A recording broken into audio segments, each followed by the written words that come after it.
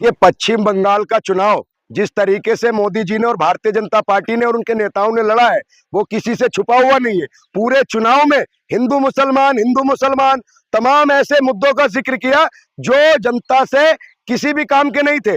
ये बताइए, इतिहास में एक पहला ऐसा मामला सामने आया है जो व्यक्ति रिश्वत लेते हुए कैमरे पर सामने आया, जिसका जिक्र मेरे देश के प्रधानमंत्री मोदी जी ने भी किया था कि ले भैया नीचे से ले लो भैया, कितना रिश्वत दिया दीदी को जाके दे दोगे। उसी भ्रष्टाचारी को नरेंद्र मोदी जी उसकी पीठ थपथपाकर उसको बंगाल का मुख्यमंत्री बना दिया। ये इतिहास में ये याद रखा जाएगा कि नरेंद्र मोदी जी ने बंगाल के अंदर एक करप्टेड को मुख्यमंत्री बनाया था, और बंगाल के अंदर जो नफरत की राजनीति भारतीय जनता पार्टी ने की है वो पूरी देश की जनता ने देखी है।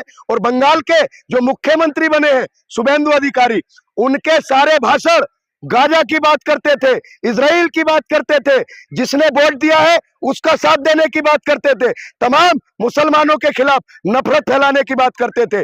असम के मुख्यमंत्री हो योगी आदित्यनाथ हो, जिन्होंने पूरे चुनाव में नफरत परोसी है, और इसी कारण विभाजन के कारण भारतीय जनता पार्टी की जीत हुई है। और ममता बनर्जी ने उन पर तमाम आरोप लगाए कि ये जीत भारतीय जनता पार्टी की नहीं है, ये जनादेश को चोरी किया है और चोरी की सरकार है।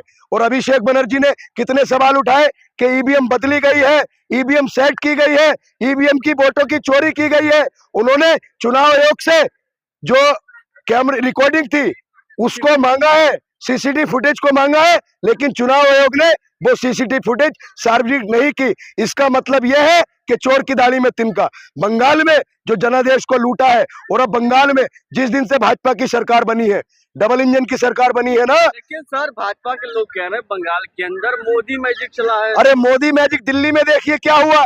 मोदी मैजिक चला था, गरीबों की झुग्गियां तोड़ दी गई, गरीबों को बेघर कर दिया गया।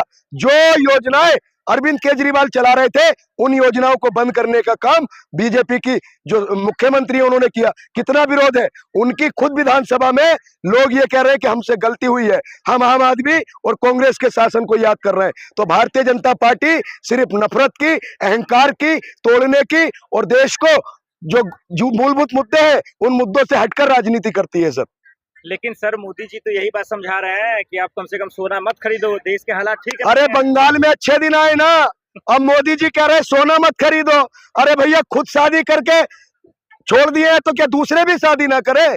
उनकी पार्टी अटैक करेंगे। अरे पर्सनल अटैक तो शादी में। अरे एक बात सुनिए भैया, ए पत्रकार महोदय, मोदी जी क्या कहे थे 2024 में कि मंगलसूत्र और सोना गौरव का प्रतीक होता है, सम्मान का प्रतीक होता है। अगर कांग्रेस आएगी तो आपका मंगलसूत्र चुरा लेगी। अब ये बताइए, अब मोदी जी कह रहे हैं 1 साल तक सोना ना बनाए खरीदिए, तो मंगलसूत्र कैसे बनेगा, शादियां कैसे होंगी? और मेरा प्रधानमंत्री खुद फर्राटेदार विदेशों की सैर करते हैं और देश के लोगों से कह रहे भैया 1 साल बाहर मत जाइए।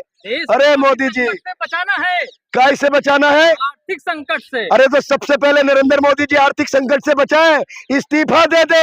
अरे एक नारा चला था कि मोदी है तो मुमकिन है, अब देश में ये नारा चलना चाहिए, मोदी है तो संकट है, मोदी है तो संकट है।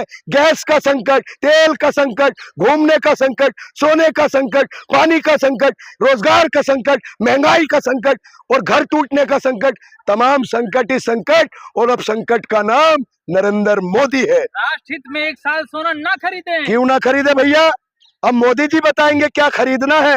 अरे ये अपनी नाकामी छुपा रहे हैं, अपनी जो फेलियर है, जो 12 साल का जो फेलियर है, विपक्ष के नेता ने कहा ये उपलब्धि नहीं है, ये फेलियर है। और इस फेलियर पर देश की जनता भारतीय जनता पार्टी के नेताओं को जवाब देगी। इन्होंने देश की जनता को जो लूटने का, गुमराह करने का, धोखेबाजी करने का काम किया है। अगर देश में कोई सबसे झूठा प्रधानमंत्री है तो वो नरेंद्र मोदी है। अगर कोई सबसे ज्यादा वादा खिलाफी करने वाला प्रधानमंत्री है तो वो नरेंद्र मोदी है। अगर देश की जनता को गुमराह करने वाला प्रधानमंत्री है तो वो नरेंद्र मोदी है भैया। ये पश्चिम बंगाल का चुनाव जिस तरीके से मोदी जी ने और भारतीय जनता पार्टी ने और उनके नेताओं ने लड़ा है वो किसी से छुपा हुआ नहीं है। पूरे चुनाव में हिंदू मुसलमान तमाम ऐसे मुद्दों का जिक्र किया जो जनता से किसी भी काम के नहीं थे।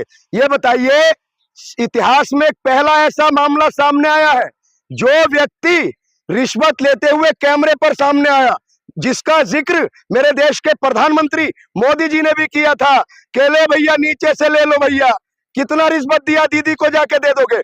उसी भ्रष्टाचारी को नरेंद्र मोदी जी उसकी पीठ थपथपाकर उसको बंगाल का मुख्यमंत्री बना दिया। ये इतिहास में ये याद रखा जाएगा कि नरेंद्र मोदी जी ने बंगाल के अंदर एक करप्टेड को मुख्यमंत्री बनाया था, और बंगाल के अंदर जो नफरत की राजनीति भारतीय जनता पार्टी ने की है वो पूरी देश की जनता ने देखी है।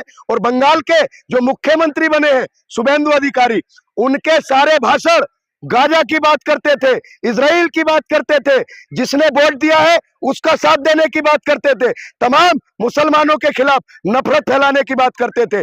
असम के मुख्यमंत्री हो योगी आदित्यनाथ हो, जिन्होंने पूरे चुनाव में नफरत परोसी है, और इसी कारण विभाजन के कारण भारतीय जनता पार्टी की जीत हुई है। और ममता बनर्जी ने उन पर तमाम आरोप लगाए कि ये जीत भारतीय जनता पार्टी की नहीं है, ये जनादेश को चोरी किया है और चोरी की सरकार है। और अभिषेक बनर्जी ने कितने सवाल उठाए कि ईवीएम बदली गई है, ईवीएम सेट की गई है, ईवीएम की वोटों की चोरी की गई है। उन्होंने चुनाव आयोग से जो कैमरे रिकॉर्डिंग थी उसको मांगा है, सीसीटीवी फुटेज को मांगा है, लेकिन चुनाव आयोग ने वो सीसीटीवी फुटेज सार्वजनिक नहीं की। इसका मतलब यह है कि चोर की दाढ़ी में तिनका। बंगाल में जो जनादेश को लूटा है, और अब बंगाल में जिस दिन से भाजपा की सरकार बनी है, डबल इंजन की सरकार बनी है ना। लेकिन सर भाजपा के लोग कह रहे हैं बंगाल के अंदर मोदी मैजिक चला है। अरे मोदी मैजिक दिल्ली में देखिए क्या हुआ।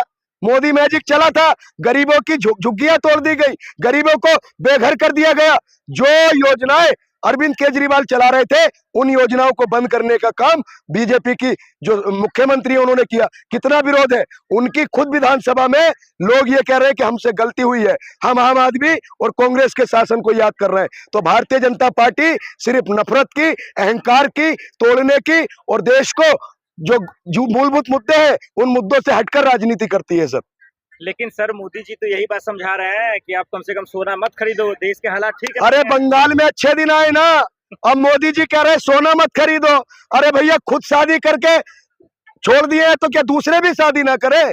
उनकी पार्टी अटैक करेंगे। अरे पर्सनल अटैक तो शादी में। अरे एक बात सुनिए भैया, ए पत्रकार महोदय, मोदी जी क्या कहे थे 2024 में कि मंगलसूत्र और सोना गौरव का प्रतीक होता है, सम्मान का प्रतीक होता है। अगर कांग्रेस आएगी तो आपका मंगलसूत्र चुरा लेगी।